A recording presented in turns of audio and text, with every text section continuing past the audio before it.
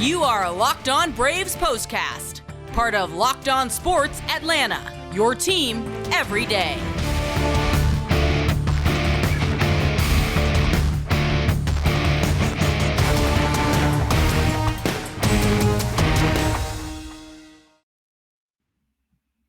Another good night of baseball for the Braves, who start July the way that they spent most of June, and that is with another victory. In fact, they're unbeaten this month. It's a great way to start as the Braves beat the Reds by a 9-1 score at Great American Ballpark to open up Independence Day weekend. I'm Grant McAuley. He's Jake Mastroianni. This is the Locked On Braves postcast, part of the all-new Locked On Sports Atlanta. Make sure you're subscribed here on YouTube, and make sure you are subscribed to Locked On Braves wherever you get your podcasts.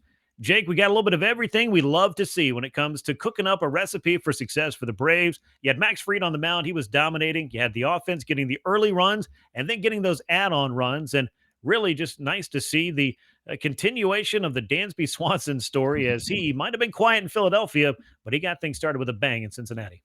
Yeah, we joked yesterday. It's a new month, and why don't they start it out like they did last month with 14 in a row? And they're well on their way for that.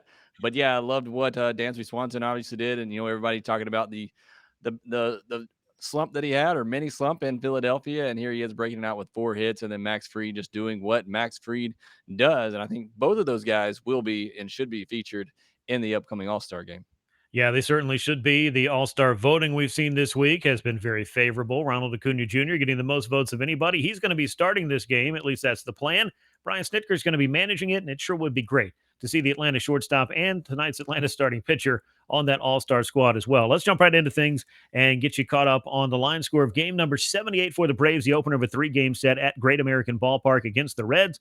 Braves are now 45-33. They scored 9 runs on 12 hits, made 1 error, and left 6 men aboard. The Reds dropped to 26-50 on the season. A single run on 6 hits, no errors, 7 men left for them. Max Fried dominated over 7 innings. He picks up the win. He's 8-2. Mike Minor, the former Brave, takes a loss, drops to 1-5. No save in a game that lasted 2 hours, 52 minutes, and a crowd of 28,606 were on hand to see it up in Cincinnati. They got to see a couple of Braves home runs. Austin Riley in the first inning, then Dansby Swanson with the add-on blast a little bit later in the game, and all of that in support of Max Fried. 7 innings of 5-hit ball, 1 run, no walks, 4 strikeouts. ERA down to 2.66 on the year as he makes his all-star case, and it's a very compelling one, Jake, through 16 starts this year. It is. And look, in today's games, a lot of times you're going to look at a K per 9 to see how dominant a pitcher is. That's not Max Fried. He dominates in a much different way.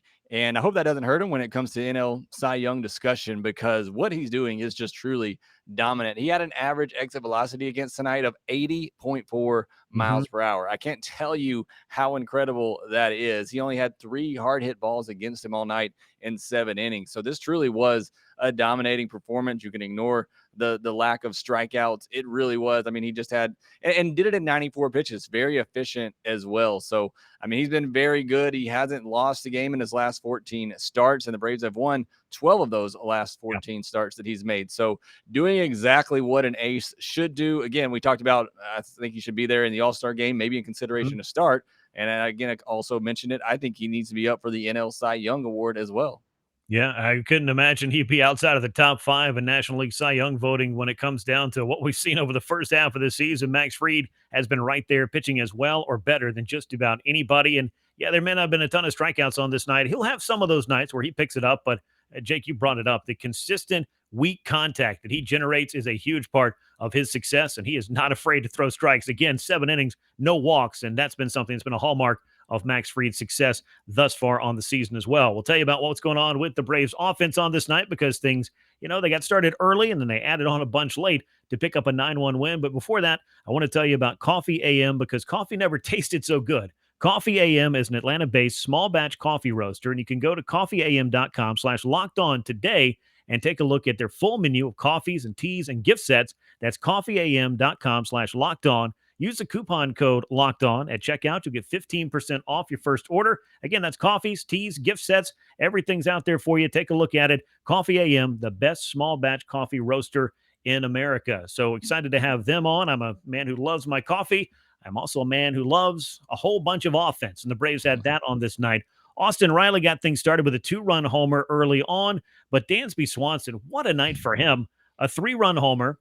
He also had 4 hits and very nearly hit for the cycle, if not for a nice diving play in the gap by Tommy Pham. But you'll take a 4-hit night after going 0 for 12 in the Phillies series, triple shy of the cycle. And Dansby, if you had any worries about, okay, is he heading back in the other direction? I think he gave us the answer, Jake, tonight. And the answer to that is no. I like what I've been doing. I'm going to keep doing that some more. Yeah, certainly love to see that from Dansby. And I heard him in the interview after the game talk about it, and we kind of noticed it in Philly. He felt like he was just missing some balls and he was still barreling some up and just didn't have luck going his way. And I think that's very true. There were some balls there in Philly that I thought he struck well, and that'll happen. And he knows that. He's been in the league long enough now, and he's had enough bad luck go against him that sometimes this game's just going to be cruel that way. So nice to see him continue to stay focused, composed, and come out and have a big night. And his 3-run homer late in that game really kind of broke this game open because the offense was struggling a little bit early on to get some runs and to kind of put the game away. Credit to Mike Minor, made some good pitches in some key spots, but it was really that Dansby Swanson homer late in the game where you could really just finally sit back and say, okay, I think they got this one. It was the old Braves lefty Mike Minor against the current Braves lefty Max Fried. It was a pretty well-pitched game. Austin Riley really capitalized on the one mistake that Minor made, so kind of a tough luck loss for him as he drops to 1-5 on the year. For Riley, meanwhile, 2 for 4, that home run, 3 runs knocked in. He's now got 46 RBI on the season. Dansby Swanson has 46 runs batted in as well. Both those guys on track for 100 RBI seasons, or at least on pace for it, as we sit here approaching the All-Star break in a couple of weeks. And perhaps the biggest and best news of the night, something the Braves have been looking forward to all week, that's getting Ronald Acuna Jr. back in the lineup. He had missed 4 games dealing with that foot injury, that ball that he fouled off his left foot that really had him hobbled for a couple of days there, especially last weekend. He was back in there, didn't look any worse for the wear, 2 for 3. Did get hit by a couple of pitches, though nothing that should get anybody up in arms, I don't think. Had a double, scored a couple of runs. I thought Ronald looked great. He was DHing tonight. He'll be back in the outfield soon enough, but great to see him back at the top of the order setting the tone.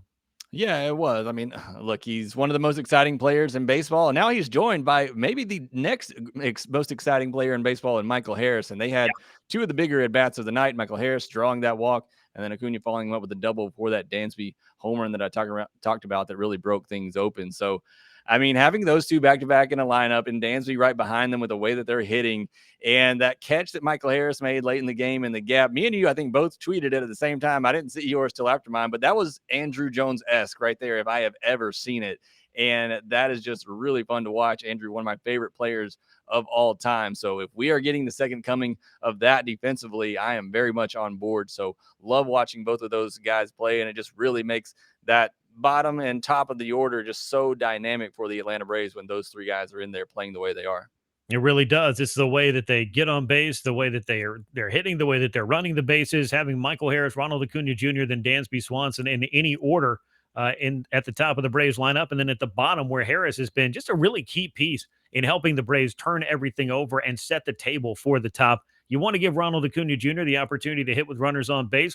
Clearly, you want to give Dansby Swanson that opportunity, and that really worked out. And for Harris and the defense, it's just another night and another great catch for him as he has continued to be one of the best center fielders in terms of outs above average, and really has made such a splash in just about everything he's done and brought to the Braves, and just doing it again. It only happens on days that end in Y, and Michael Harris has been a big part of the Braves' success since making his debut in late May. A great game for the Braves. They pick up a couple of runs early, score 7 runs in the final 3 frames to win this one walking away. One other note of sorts, Silvino Bracco made his Braves debut. He tossed a scoreless ninth. I don't know how long he is for the Braves bullpen, but this was a move that Atlanta made after last night's game, and just needing another arm because Jesus Cruz, he kind of had to wear it for the Braves after Ian Anderson got knocked out in the second inning yesterday. Yeah, I'm laughing because I don't know if you saw the comment from Snit before the game. I don't know anything about him. First time I've ever seen him or heard of him is just a very awesome classic Brian Snitker quote right there. But yeah, I loved that the Braves, tacked on some runs late so he could get in there. And again, like you said, I don't know how long he's around for, but the guy throws strikes. I know Brian Snitker loves those kind of guys. That's why he's leaned on Jesse Chavez for so long, because Chavez comes in there and throws strikes. And that's what you want in those guys, especially in those situations where you're just trying to save some bullets in the bullpen and give a guy, a guy that can come in and eat those innings. And hopefully more so when you're up by that many and not like the night before when you're down by that many runs. So yeah, good to see him get out there and get a clean debut. Yeah, you'll certainly take that. And a night where a position player doesn't have to pitch is also a sort of a win in my book. So the Braves collected 9 runs in this one to grab a 9-1 victory over the Reds. And as you may know, I've collected baseball cards for most of my life. So I'm excited to tell you about the Sports Card Investor app. And whether you're a casual card collector or somebody who's hardcore about it, or somebody just looking for that alternative investment opportunity, the free Sports Card Investor app has something for you. Browse over 600,000 cards from every sport with hundreds more added each week. You can check the latest values of your favorite cards in your collection and find the best prices and buy directly through the app on the eBay Deals feature. Download the Sports Card Investor app today. You can find it on Google Play or the Apple App Store, or go to sportscardinvestor.com/lockedon to find out more. Let's talk about game 2 of the series as the Braves go into the weekend having grabbed the opener, and will look to secure a series victory, and they'll look to do so behind Spencer Strider on Saturday afternoon. It's a 4:10 p.m. Eastern time first pitch at Great American Ballpark. Spencer Strider against Tyler Mahle, and I think Tyler Mahle and obviously Luis Castillo, the Reds are going to field some calls on some of their starting pitchers, and they're probably going to be a very popular team for clubs to go after at the trade deadline. A couple of arms that could be showcased here over the next few weeks, and I think Tyler Mahle is certainly one of them.